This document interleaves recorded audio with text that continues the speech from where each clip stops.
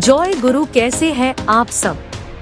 हमारे YouTube channel Patna सत्संग बिहार को सब्सक्राइब करें और बेल आइकन को दबाना ना भूलें, जिससे आप हमसे जुड़े रहेंगे और सारे न्यू वीडियोस भी देख पाएंगे। धन्यवाद।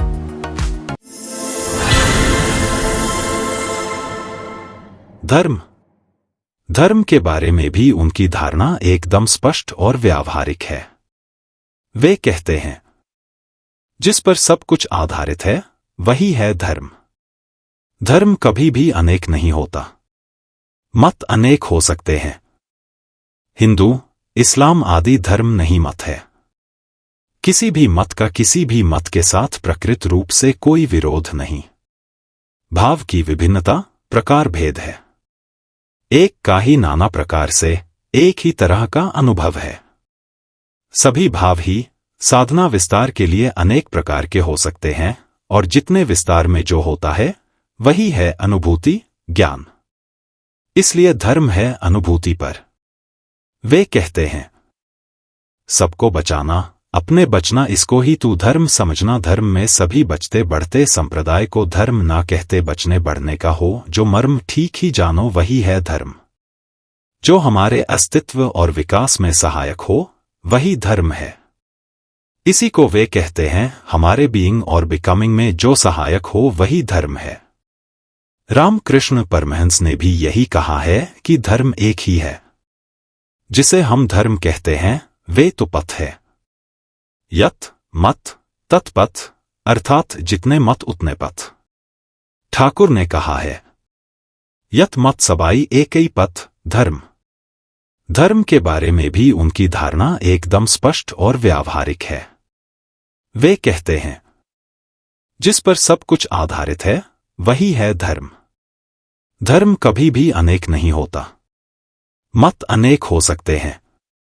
हिंदू, इस्लाम आदि धर्म नहीं मत है।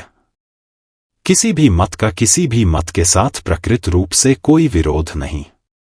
भाव की विभिन्नता, प्रकार भेद है। एक का ही नाना प्रकार से एक ही तरह का अनुभव है। सभी भाव ही साधना विस्तार के लिए अनेक प्रकार के हो सकते हैं, और जितने विस्तार में जो होता है वही है अनुभूति, ज्ञान। इसलिए धर्म है अनुभूति पर।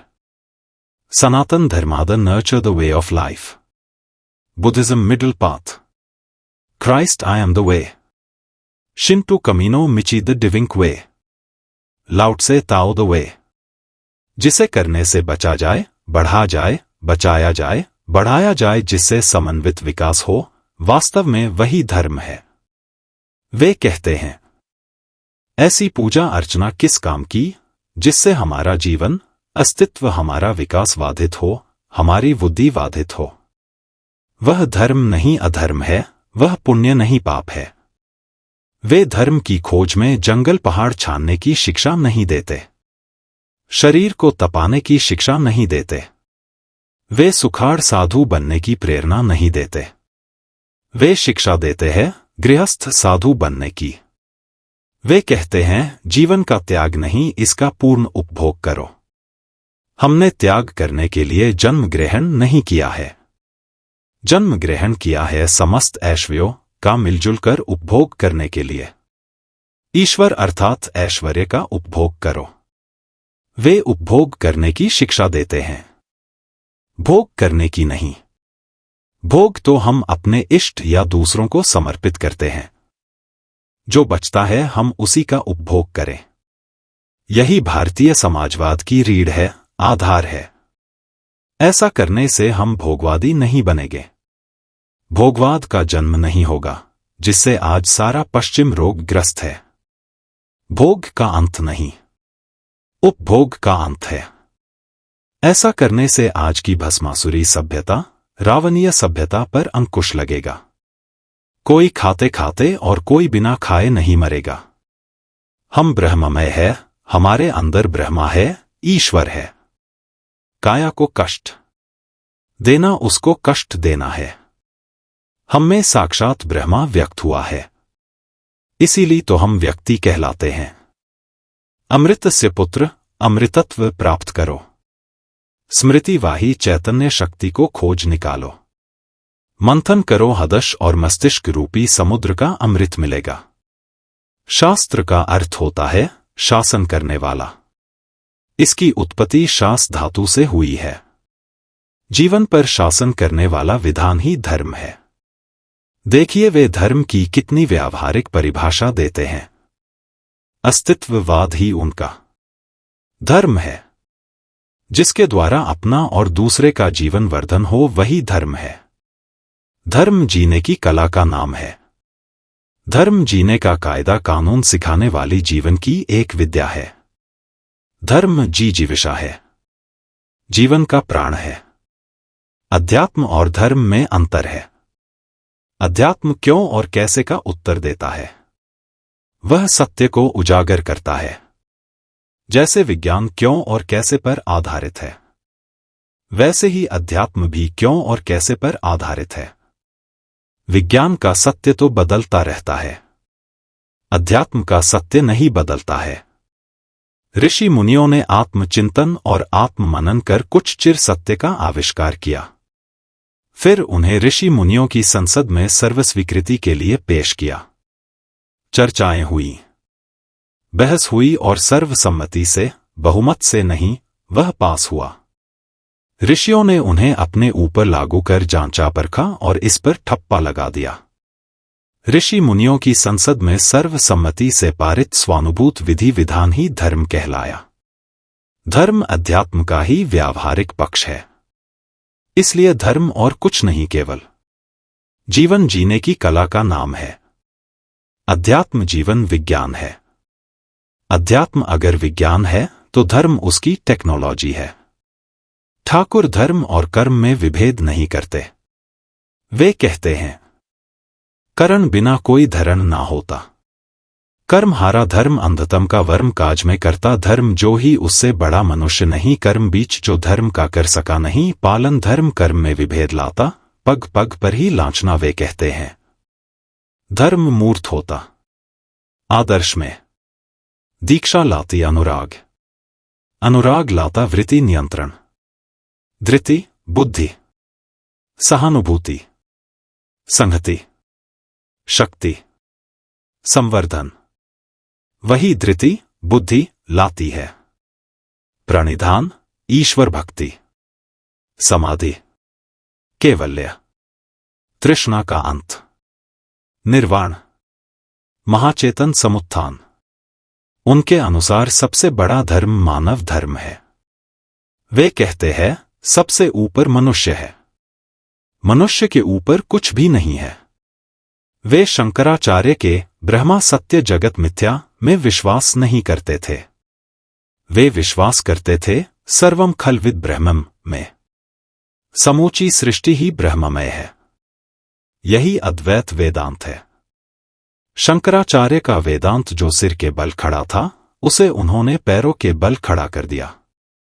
जब मैं भी वही, तुम भी वही, सब वही है। सब में जब एक ही उभय निष्ठता वर्तमान है तो मानव मानव में विभेद कहाँ रह गया।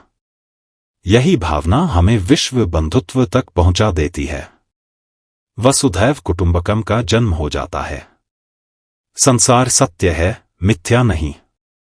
चूंकि धर्म की इनकी व्यापक परिधि है जिसमें सबो तथाकथित प्रचलित धर्म समा जाते हैं, इनके शिष्य ईसाई और मुसलमान भी है। ईसाइयों की स्वीकारोक्ति है कि ठाकुर को पकड़ने और जानने के बाद ही वे क्राइस्ट को और दूसरे धर्म को अच्छी तरह समझ सके। यही कहना उनके मुसलमान शिष्यों का भी है। उन्होंने अपने मोहम्मद साहब और इस्लाम धर्म को औरों की तुलना में ज्यादा सही समझा। वे धर्मांतरण में विश्वास नहीं करते थे। उन्होंने कभी दूसरों का धर्म नहीं बदला। उन्हें हिंदू नहीं बनाया। उन्हें हिंदू नाम नहीं दिया। उन्होंने तो उन्हें सच्चा ईसाई और मुसलमान बनाया। शरीर को ढकने और इसकी रक्षा करने वाला वस्त्र तो एक ही है। कोई इसको कमीज पैंट कहता है, कोई इसे कुर्ता पैजामा कहता है, तो कोई इसे धोती कुर्ता कहता है। नाम से क्या? शरीर का रक्षक वस्त्र तो एक ही है। अस्तित्व का रक्षक धर्म तो एक ही है। जब धर्म में अंतर ही नहीं तो धर्मांतरण कैसा? वे धर्म निरपेक्षता में भी विश्वास नहीं करते थे। धर्म तो जीवन और जनन से जुड़ा हुआ है, अस्तित्व और विकास से जुड़ा हुआ है। यह निरपेक्ष कैसे हो सकता है?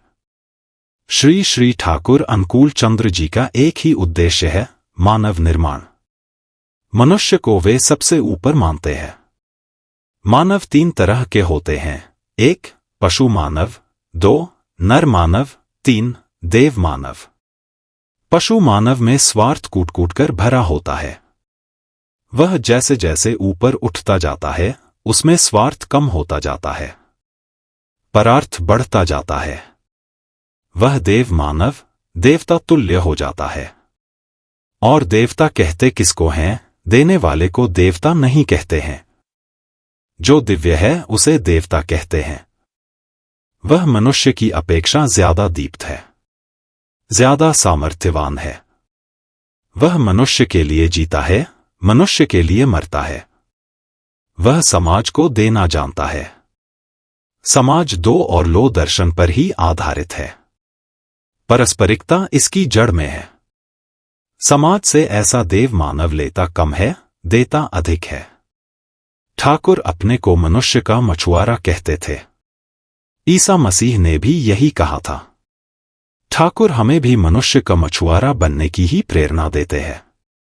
जब वे कहते हैं, टका पराया मानुस अपना, शक्ति भर मानुस को धरना। इस मानव निर्माण प्रक्रिया के लिए पशु मानव को देव मानव में बदलने के लिए 3 बातों पर ज्यादा जोर देते थे। वे कहा करते थे, यजन याजन इष्ट भृति कर ले काटे महाभीति। यजन याजन और इष्टमृति ही उनके दर्शन के मूल स्तंभ हैं। यजन मानव निर्माण का औजार और उपकरण है। व्यक्तित्व परिष्कार और आत्मिक उत्थान का साधन है।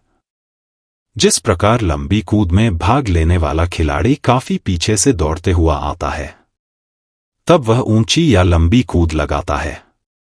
क्रिकेट में भी तेज रफ्तार से गेंद फेंकने वाला काफी पीछे से दौड़ता हुआ आता है, और फिर जब वह बॉलिंग करता है तो उसकी गेंद में काफी तेजी आ जाती है। उसी तरह जीवन में ऊंची कूद या लंबी कूद के लिए यजन हमें शक्ति देता है। व्यक्ति पशुमानव से होता हुआ नर मानव और देव मानव बनने तक की चढ़ाई चढ़ने में समर्थ होता है। क्रमशः वह ऊपर उठता जाता है। वह अन्नमय कोश से उठकर प्राणमय कोश, मनोमय कोश, विज्ञानमय कोश से होता हुआ आनंदमय कोश तक पहुंच जाता है। इसी को दूसरे शब्दों में भी कहा जाता है कि वह मूलाधार से उठकर स्वाधिष्ठान, मणिपुर, अनाहत, विशुद्धा आज्ञाचक्र से होता हुआ सहस्त्रार तक पहुंचता है। वहां पहुंचकर मन, वचन और कर्म एक हो जाते हैं। मनसा यजन है, वाचा याजन है और कर्मणा इष्टभृति है। मनसा, वाचा, कर्मणा एक रस हो जाने पर मातृवत परदारेशु अर्थात पर नारी माँ तुल्य है, पर द्रव्येशु लोष्टवत अर्थात दूसरों का धन मिट्टी के समान, और आत्मवत सर्वभूतेषु अर्थात सभी में अपने को देखना और अपने को सब में देखना है। वह देव मानव बन जाता है। जिसकी जितनी लगन है, श्रद्धा है, विश्वास है, वह चढ़ाई में उसी बिंदु तक पहुंच पाने में समर्थ होता है। वह जीवन की आपदाओं, विपदाओं को पार करता ही चला जाता है। यजन हमारे अंतर को प्रबल बनाता है, लोहा फौलाद बनता है। ठाकुर हमें स्वतः अनुज्ञा द्वारा अपने को जानकर, अपने को सबल बनाकर दूसरों को भी सबल बनाने की शिक्षा देते हैं। आत्मवत सर्वभूतेषु। गीता में श्री कृष्ण समझाते हैं कि जो सब भूतों में अर्थात सब प्राणियों में अपने को देखता है, अपनी आत्मा को देखता है, अर्थात जो ऐसे एक ही भाव से परिपूर्ण होकर समदर्शी बन जाता है, वही योगी कहलाता है, वही यजी है, वही याजन करने के लिए सक्षम है। वे आगे कहते हैं, जो सबों के सुख दुख को अपना सुख दुख समझता है, दूसरे की पीड़ा को अपनी पीड़ा समझता है, ऐसा संवेदना युक्त व्यक्ति ही योगी है, यजी है। वही याजन का अधिकारी है और उसी का याजन फलीभूत होता है। इसी को ठाकुर समझाते हुए कहते हैं कि प्रत्येक व्यक्ति में 2 व्यक्तित्व होता है, एक व्यष्टि व्यक्तित्व और समष्टि व्यक्तित्व। व्यष्टि को समष्टि में बदलकर अपने स्वार्थ को दूसरों के स्वार्थ में विलीन कर ही हम कुशल यजी होकर याजन कर सकते हैं। व्यक्ति में समष्टि और समष्टि में व्यष्टि का दर्शन कर और करा सकते हैं। यजन द्वारा तुम्हें इतना कर्मशील, धर्मशील और आचारवान बनना है कि तुम चलते फिरते हाड़ मास के मंदिर बन जाओ। आत्मचिंतन, आत्मविश्लेषण, आत्म अनुभूति ही स्वाध्याय है। स्वयं पढ़ना भी स्वाध्याय है, लेकिन उससे बढ़कर स्वाध्याय है अपने को पढ़ना, अपने को जानना। और अपने को आत्मचिंतन, आत्मविश्लेषण और स्वतः अनुज्ञा द्वारा ही जाना जा सकता है। यही हमें समदर्शी और संवेदनशील कहे। यह यजन का महत्वपूर्ण साधन है। तुम कौन हो इसको तो तुम जानो। तुम ब्रह्मपुत्र हो, तुम शक्ति पुंज हो, शक्ति तनय भी तुम ही तो हो। महास्रोत की महा ऊर्जा से जुड़े हुए, उसकी ऊर्जा से जलने वाले बल्ब तुम ही तो हो। जलते रहो, जलते रहो। आत्मदीपो भवः, महास्रोत से निकली धारा तुम ही तो हो। उस धारा के स्वामी से तुम जुड़े रहो। राधा की धारा में बहते बहते रहो, बहते रहो। उत्तिष्ठ जागृत भवः, उठो जागो। चरैवेति, चरैवेति, चलते रहो, चलते रहो। चलते फिरते जीवंत भगवान तुम ही तो हो। इंसा अल्लाह तुम ही तो हो। नर नारायण तुम ही तो हो। हाड़ मांस और पंचभूतों की काया के अंदर तत्वमसि अर्थात तत्वमसि वही है तू, वही है तू। अमृतस्य पुत्र, ईश्वर के मंदिर तुम ही तो हो। उसके प्रतिबिंब तुम ही तो हो। तुम अपने को पहचानो। उपनिषद में एक कहानी आती है। एक सिंह का बच्चा भटक कर भेड़ियों के झुंड में जा मिला। भेड़ियों ने उसे पाला पोसा और वह भी स्वभाव से एक भेड़िया ही बन गया। एक दिन एक शेर की नजर उस पर पड़ी। उसे कुछ शक हुआ। उसके पास जाकर उसने लाख समझाने का प्रयास किया कि वह शेर का बच्चा है, लेकिन वह मानने को एकदम तैयार नहीं हुआ। तब शेर उसे एक तालाब के किनारे ले गया और जबरदस्ती उसकी गर्दन पकड़कर पानी में दिखाकर बोला कि अब बोलो तुम कौन हो। उसे बोध हुआ कि अरे मैं तो शेर का बच्चा है। वही हाल हम लोगों का है।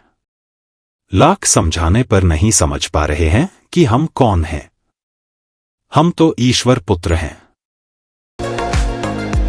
जय गुरु। अगर हमारा वीडियो आपको अच्छा लगा तो हमारे YouTube चैनल पटना सत्संग बिहार को सब्सक्राइब करें और बेल आइकन को दबाना ना भूलें, जिससे आप हमसे जुड़े रहेंगे और सारे न्यू वीडियोस भी देख पाएंगे। एक छोटा सा रिक्वेस्ट है, आप लोग कृपया हमारा वीडियो को शेयर करें अपने गुरु भाइयों को, गुरु माताओं को, अपने फैमिली मेंबर्स को। धन्यवाद। जय गुरु।